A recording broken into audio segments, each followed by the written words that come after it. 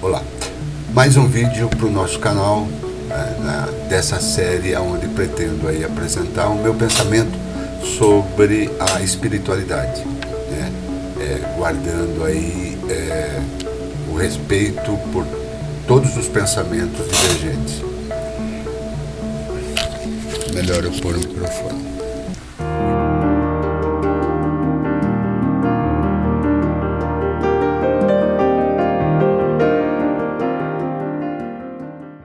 O intuito não é confrontar, mas sim expor, né? As minhas hipóteses sobre a espiritualidade que eu pratico, né? Essa é a minha visão do mundo espiritual. Dessa forma, nós vamos começar hoje, como eu falei no último vídeo, mais voltado para o espiritual, tá? Então, vamos aí para uma leitura. Livro dos Espíritos, capítulo 1, questão 88. Os espíritos têm forma determinada, limitada e constante? Para vós não, para nós sim. O espírito é, se quiserdes, uma chama, um clarão ou uma centelha etérea. Essa chama ou centelha tem cor? Tem uma coloração que, para vós, vai do colorido escuro e opaco a uma cor brilhante, qual a do rubi, conforme o espírito seja mais ou menos evoluído. Representam-se de ordinário os gênios com uma chama ou uma estrela na fonte. É uma alegoria que lembra a natureza essencial dos espíritos. Colocam-na no alto da cabeça, porque aí está a sede da inteligência. Veja então que os espíritos aí respondem a Kardec, né, ao grupo que trabalha com Kardec, que o espírito é uma centelha, né? E quando fala em centelha, né, a expressão que eles usaram, né, eu vejo um ponto brilhante como um átomo, né, em ação. Depois ele vai falar das cores aí, né, que é aquilo que a gente já trabalhou, né, que são as frequências, né? Quanto mais elevada é a frequência, né, conforme você vai evoluindo, a sua frequência também evolui. E nessa frequência que vai sendo ampliada, você vai galgando os níveis diferenciados de posições aí no espectro espiritual. E nessa condição, né, é que é possível, e talvez seja a única condição possível para explicar as possibilidades da interação com os espíritos, né? Um exemplo bem simples disso, e eu quero deixar bem claro que eu não uso as linguagens técnicas para não... eu não quero dificultar, eu quero facilitar ao máximo. Então eu peço desculpas aí se eu simplifico demais a explicação sobre frequência, sobre oscilações e tal, mas eu quero me fazer entender. Então eu vou buscar a melhor forma de que isso aconteça. Quando a gente sintoniza o rádio, né, a emissora radiofônica ou de televisão está transmitindo um sinal que é uma portadora, que a gente chama de portadora, que é a frequência padrão, que é aquela frequência que nós vamos sintonizar. Dentro dessa frequência, né, que ela é em frequência modulada, está ali o conjunto de imagens, sons, né, cores, dentro dessa frequência. Está dentro desse, como se fosse, vamos dizer assim, para entender melhor, um tubo, e ali dentro desse tubo passa, então, toda a transmissão, o áudio, o vídeo, tudo vai passando ali, né? E quando nós chegamos, quando chega no rádio ou na TV, nós sintonizamos a frequência. Se você não sintonizar exatamente a frequência do rádio, ele vai ficar com defeito, ele vai ficar chiando, ele vai ficar com problemas. E aí então o que acontece? Sintonizando direitinho, aquela frequência que está sendo transmitida vai ser captada pelo rádio, essa portadora então é tirada, né? E só sobra então o que nós ouvimos. O rádio, ele decodifica o sinal que é codificado na emissora. E com isso, então, quando chega no rádio, nós podemos ouvir, porque ele transforma a frequência, a radiofrequência, em audiofrequência. Ou seja, aquilo que nós não vemos também não sentimos, que é a radiofrequência. Chega no rádio, essa radiofrequência então ela é trabalhada, decodificada e dali se extrai então o áudio. No caso da televisão também as imagens, tá? Então é isso que acontece na transmissão radiofônica ou televisiva, tá? No nosso caso, né, o nosso espírito está numa determinada frequência, num padrão de frequência. Essa frequência é só nossa. Ninguém pode, vamos dizer assim, roubar esse sinal de frequência, né? Estamos ligados através do cérebro físico para manipular todas as possibilidades, que são as nossas antenas também, né? Os nossos ouvidos, os olhos, as narinas, a língua, a papila gustativa, no qual então nós percebemos o mundo, com os quais nós percebemos o mundo, né? Que também nos chega através de frequências, tá? A luz para os nossos olhos, os sons para os nossos ouvidos e assim sucessivamente como nós vimos. Também acontece uma coisa muito interessante que eu vou apresentar agora alguns vídeos, que é aquilo que nós chamamos, né, de ressonância, tá? E é um efeito físico muito legal da gente ver. Eu vou apresentar primeiro o vídeo sobre pêndulos, né? Que a ressonância através de pêndulos, isso é física, né? E depois, através do diapasão, a transferência de uma vibração do diapasão para um outro diapasão, e vocês vão ver esse vídeo agora. Uma experiência bem simples para demonstrar a ressonância, ou seja, a troca de vibração, são os pêndulos, né? Veja aí que são 4 pêndulos amarrados numa mesma linha, né? 2 brancos aí que têm o mesmo comprimento e o mesmo peso, e os outros 2 menores, mesmo comprimento, mas com peso menor do que o branco. Então, o professor agita o primeiro pêndulo, esse pêndulo começa o movimento e passa, através da vibração, o movimento para o segundo pêndulo, ou a ressonar, como o primeiro pêndulo que foi dado o impulso. E ele continua. Quando o primeiro começa a diminuir a sua velocidade, o segundo atingiu a velocidade que o primeiro estava a princípio. E aí, então, esse segundo pêndulo passa a vibração para aquele que estava quase parando, tá? Agora o professor vai parar os 2 pêndulos e fazer a mesma coisa com os pêndulos menores. Veja, ele começa o movimento, dá um impulso no primeiro pêndulo, o primeiro pêndulo começa então a agitar o segundo pêndulo, só que qual pêndulo? Aquele que é semelhante, aquele que está no mesmo comprimento com o mesmo peso. Embora todo o conjunto se movimente, os pêndulos brancos não passam a movimentar no jogo do vai e vem como o pêndulo que está agora em movimento. E da mesma forma, o pêndulo que iniciou, ele começa a diminuir o ritmo, o segundo então, que pegou o ritmo do primeiro, passa a energia para ele.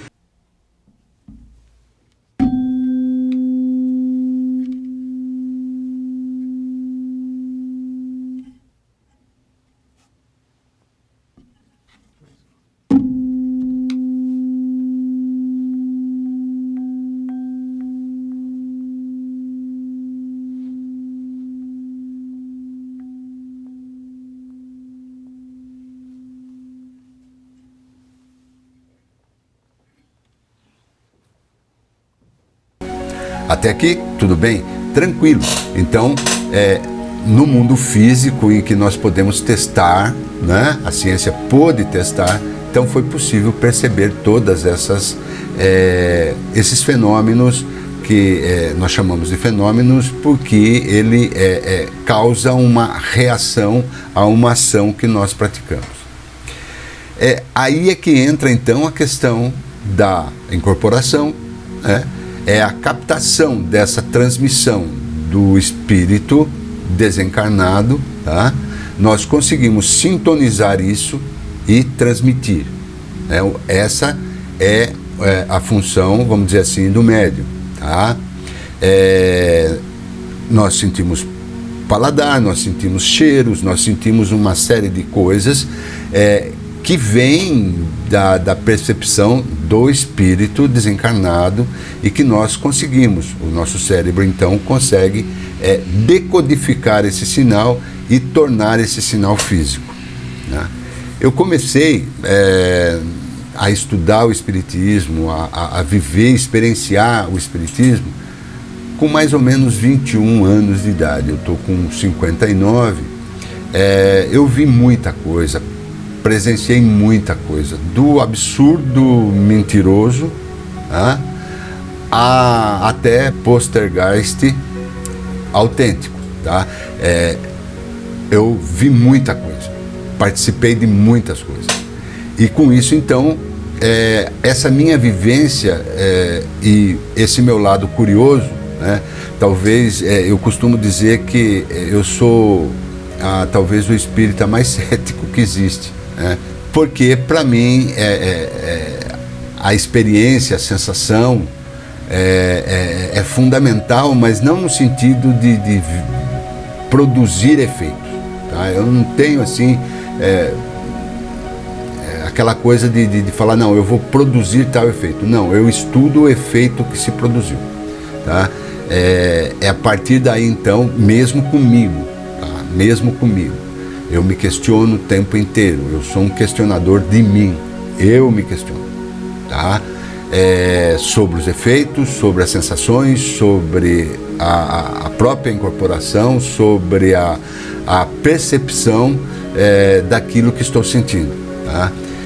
Eu comecei, né, a estudar o Livro dos Espíritos sozinho, não entendia nada daquilo ali, às vezes até me assustava, porque conforme eu ia estudando, algumas situações foram acontecendo, né, e aí isso me assustava. Eu sempre tive um feeling, uma percepção muito aguçada.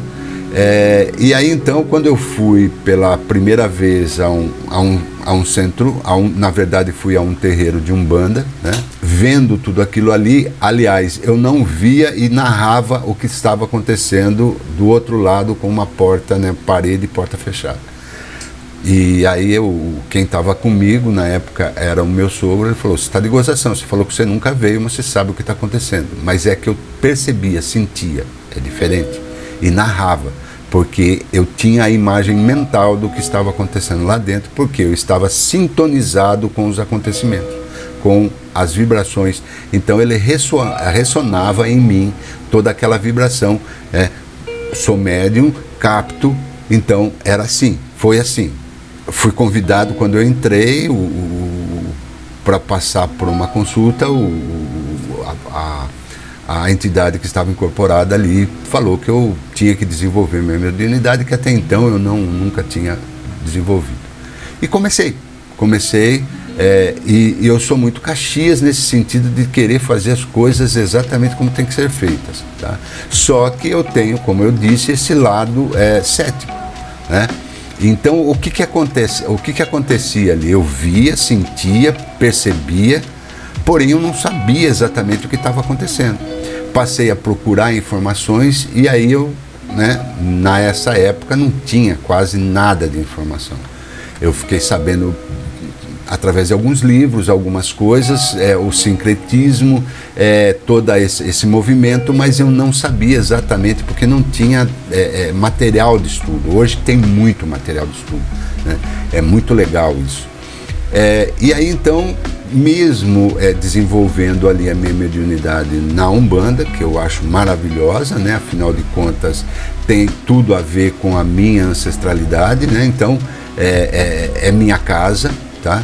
Eu passei a estudar junto com um grupo que não era da Umbanda, a codificação do Livro dos Espíritos, Livro dos Médiuns, né? Céu e Inferno, o Evangelho segundo o Espiritismo. E eu comecei a ler tudo aquilo, discutindo, conversando, e fui aprendendo com pessoas mais conhecidas. Eles achavam que eu não devia frequentar a Umbanda, mas tudo bem, me aceitaram e eu pude aprender. Eu acho que eles falaram, bom, ele vai aprender, depois que ele aprender, ele vai Muito que pelo contrário, não, eu não deixei a Umbanda.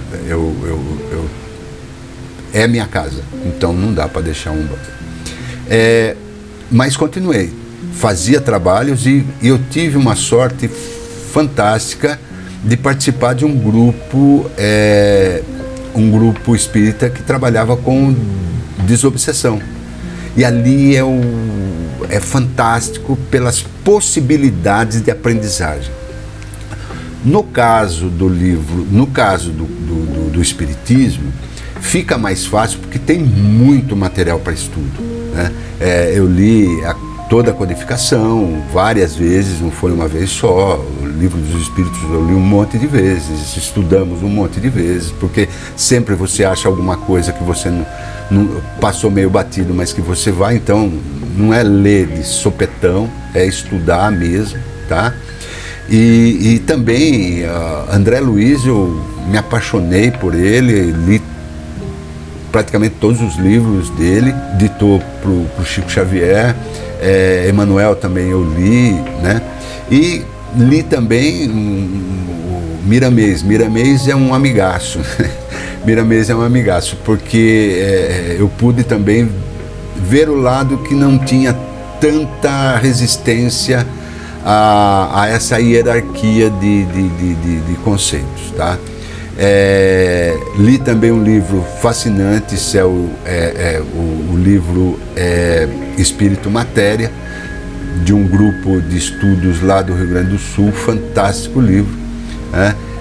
Onde então eles puxam mais o lado da ciência. Por que eu li esse livro? Porque estava acontecendo uma coisa comigo que eu não estava entendendo exatamente o que estava acontecendo. Foi os meus primeiros desdobramentos conscientes. Tá? Eu saía do corpo e isso me assustava sobremaneira. Comecei a buscar informações sobre por que isso acontecia, o que estava acontecendo. E aí então eu pude aprender a conviver com isso, né? O desdobramento consciente vamos dizer assim, quando acontece e você não está preparado, é assustador, né?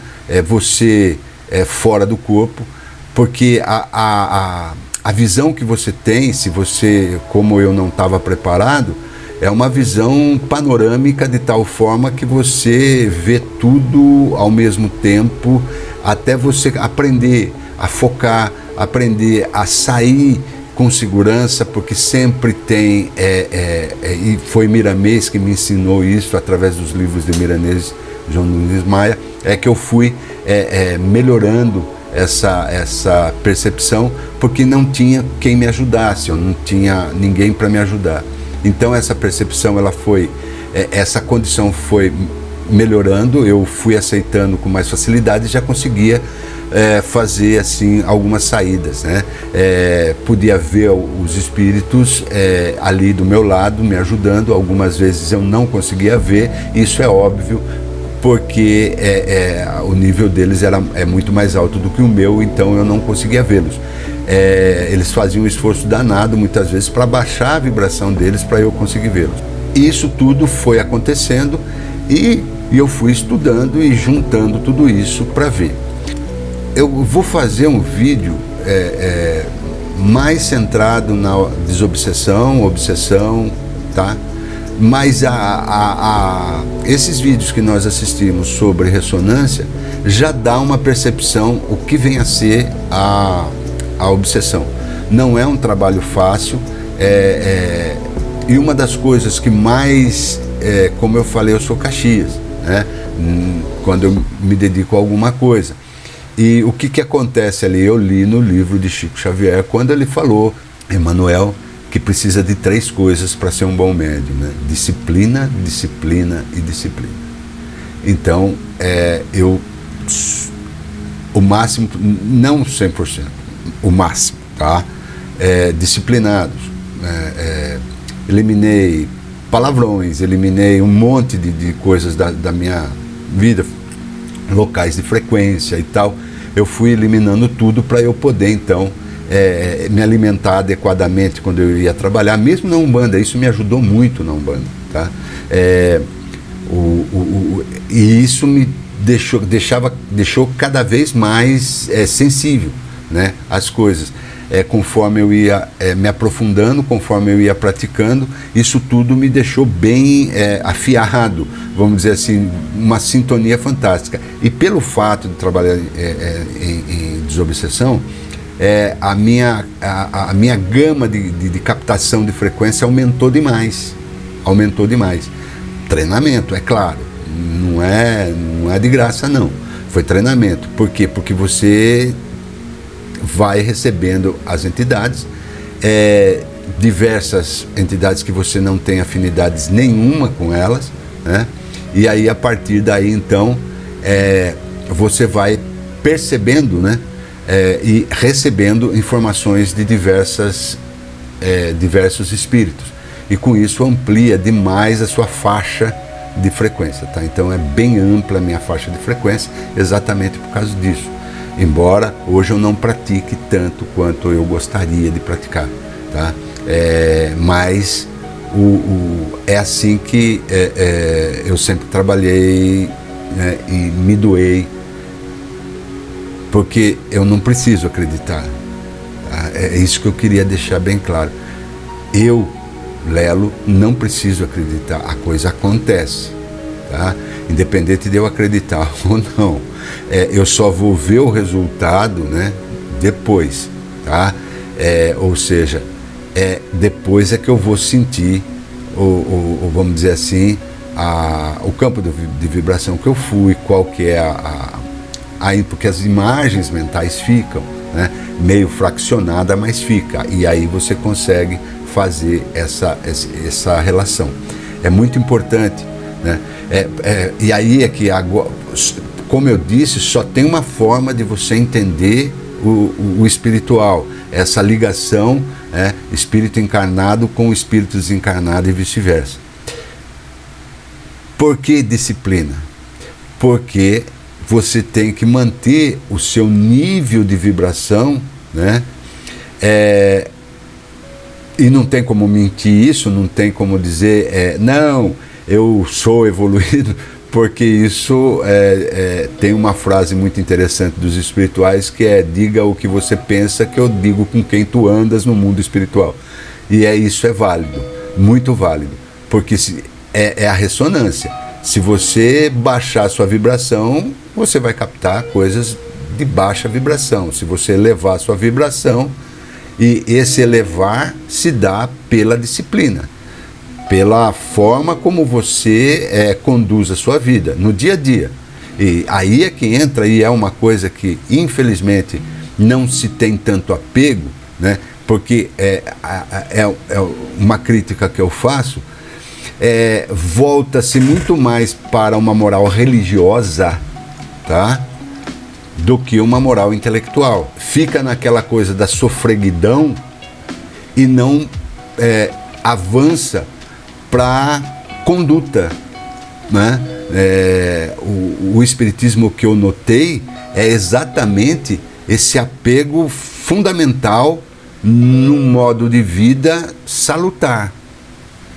Isso não tem divergência em nenhuma das... mas na Umbanda, não sei o que lá, bebe pinga. Nós vamos entender isso aí, que é importante entender. Tá? Não existe, vamos dizer assim, como eu disse, eu estou tentando explicar a física de uma forma bem simples, mas muito simples mesmo. Por quê? Porque eu quero que todos entendam. Então, né, um André Luiz, ele vai falar no nível dele, para as pessoas que estão ouvindo a ele. Agora, se ele falar da mesma forma para uma pessoa que não tem o nível intelectual dele, não vão entender. E é nessa hora que é importante a gente entender os diversos modelos, eu vou falar em modelos, de trabalhos espirituais, né? Tudo tem uma explicação lógica e fundamental, tá? Cor de vela, tudo tem. É possível, desde que você entenda o mundo espiritual pela vibração, pela frequência. Se você não entender dessa forma, aí fica a crendice. É a partir da sua disciplina, é a partir da sua evolução moral, intelectual, é que você vai então conseguir elevar o seu padrão vibratório. E elevando o seu padrão vibratório, você fica, vamos dizer assim, protegido. É claro, é evidente que nós não somos super-homens, super-mulheres, não somos. Nós fraquejamos, porque a vida está aí para ser vivida.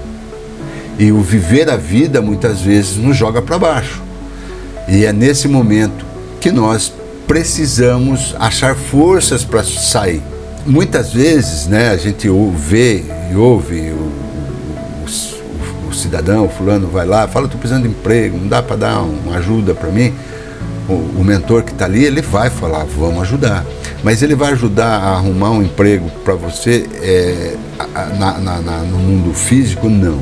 Ele vai ver como é que está a sua situação, o que está te atrapalhando para que você não consiga um emprego, e a partir daí então ele vai dar uma limpada, ele vai dar uma arrumada, ele vai dar uma acertada na sua situação espiritual.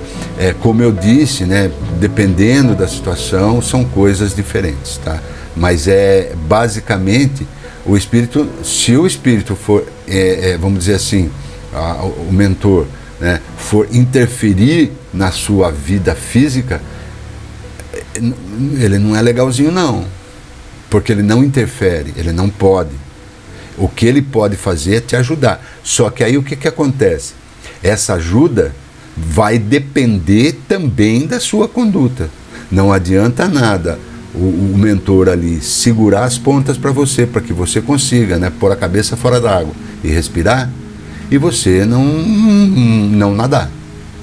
Não vai adiantar nada. Tá? Então, a sua atitude é importante. E essa atitude ela tem que ser, vamos dizer assim, trabalhada de forma que seja positiva. Saia da vibração. Né? Mesma coisa com todas as situações, é assim. A gente derruba a nossa vibração e aí o que nos encosta. Tem uma frase da alquimia que diz o seguinte: os semelhantes se atraem. Fato. Os semelhantes se atraem. Então, se você está numa frequência baixa, você vai atrair semelhantes. Se você está numa frequência alta, você vai atrair semelhantes. Tá? Então é muito, muito importante que nós tenhamos isso em mente. A percepção dessa vida vai depender da forma como você se comporta. Não adianta eu ser temente a Deus e tal, e não fazer o bem, não praticar. Se eu não pegar a minha cruz para seguir, né? A cruz é o reconhecimento da nossa pequenez diante das situações e fazer um esforço danado para conseguir superar. Nos espelharmos naqueles que conseguiram, né?